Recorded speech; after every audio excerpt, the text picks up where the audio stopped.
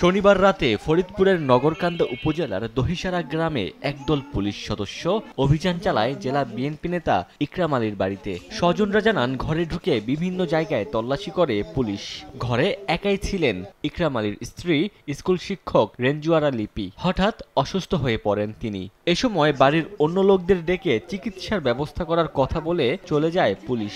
গুরুতর অবস্থায় হাসপাতালে নিলে মকসুদপুর উপজেলা স্বাস্থ্য কমপ্লেক্সের দায়িত্বরত চিকিৎসক মৃত ঘোষণা করেন রেঞ্জুয়ারাকে। হঠাৎ গেটে জোরে জোরে শব্দ পাই, তো আমি বাইরে তাকাই, দেখি বেশ কয়েকজন পুলিশ জোরে চিল্লাফাল্লা করে।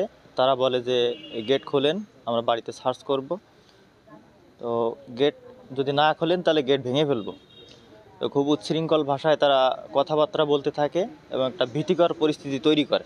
এক পর্যায়ে আন্টি কথা বলে ওনাদের সাথে যে আমি একা মহিলা মানুষ, আপনারা তো ঘরে তো মা বোন আছে, আমি একা মহিলা মানুষ কিভাবে গেট খুলি। এটা বলার পরেও তারা আরও উত্তেজিত হয়ে যায়। এক পর্যায়ে গেট ভাঙার প্রস্তুতি নেয়।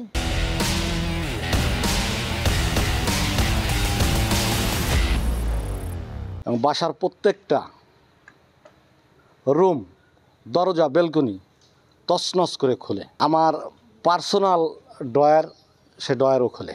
আমার স্ত্রী সুপার উপরে অসুস্থ অবস্থায় পড়ে আছে। এই বিপদগামী পুলিশ সদস্যগণ আমার স্ত্রীর অসুস্থতা দেখে পাশের বাড়িতে গিয়ে রবিউল নামক একটা ছেলে সম্পর্কে আমার ভাগ্নে এবং তার স্ত্রী দুইজনকে দরজায় নক করে। তারা ভয়ে দরজা খুলতে অপরাগ প্রকাশ করলে তাদেরকে হুমকি দেওয়া হয় যে দরজা খোলো, নয় দরজা ভেঙে ফেলবো। উপরে উঠছি, উঠার পরে যেয়ে দেখি তার মুখে সাপানের বুগলার মতন উঠে রয়েছে, নালা পড়তেছে, তার কোনো হুঁশ নাই, সে শুধু গুংড়াইতেছে আর কি। এই কথা মানে দেখে আমাদের হলো হুঁশ নাই।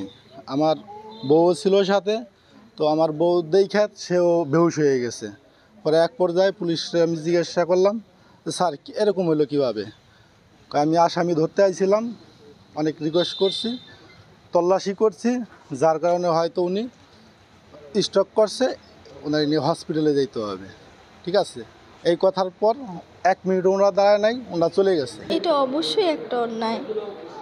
এইভাবে ফাঁকা বাড়িতে এসে একটা মহিলা মানুষকে এরকম থ্রেট করছে, স্ট্রোক করে জায়গার উপরে আমার আম্মু নাই হয়ে গেছে, এটা তো একটা অন্যায়। তবে ওই নারীর মৃত্যুর বিষয়ে কিছুই জানে না পুলিশ। হরতাল পালন হচ্ছে, হরতালের নিরাপত্তা নিশ্চিত করার জন্য, জনগণের জানমালের নিরাপত্তা নিশ্চিত করার জন্য, আমার জেলার মানুষের জানমাল নিশ্চিত করার জন্য যে যে নিরাপত্তা ব্যবস্থা নেওয়া দরকার আমাদের পুলিশের পক্ষ থেকে সেই রকম ব্যবস্থা নিয়ে নিচ্ছি আমরা। এরকম কোনো খবর আমাদের কাছে নাই। আমরা সুনির্দিষ্ট অভিযোগের ভিত্তিতে আমরা আসামি ধরতে যাই এবং মামলা যদি হয় আমরা আসামি ধরতে যাই। তাছাড়া আমরা আমাদের ভয়ে বা আমাদের অভিযানে আমরা ধরতে গেছি এরকম কোনো বিষয় আমাদের সময় কোনো মানে এরকম কোনো ঘটনা ঘটেছে এরকম আমাদের কাছে কোনো খবর নেই।